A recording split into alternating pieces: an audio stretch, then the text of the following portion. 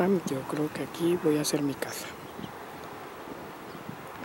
Me va a quedar perfectamente bien. Cabe mi catre, mi silla. Ahí tengo muchas ramas para colgar mi ropa.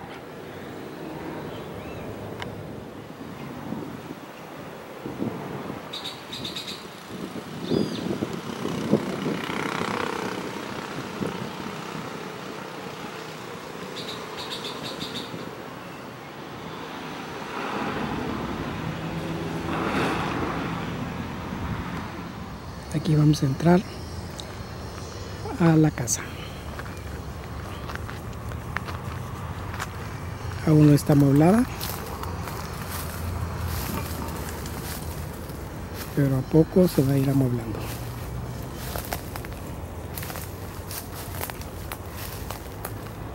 Como pueden ver, está bastante amplia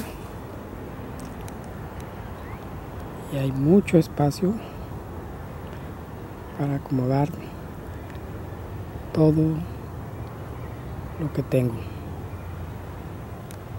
Como no es nada, pues entonces me sobra espacio.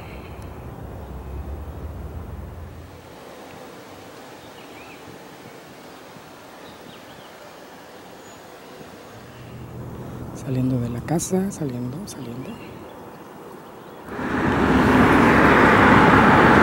Bueno, por lo pronto ya tengo una gallina.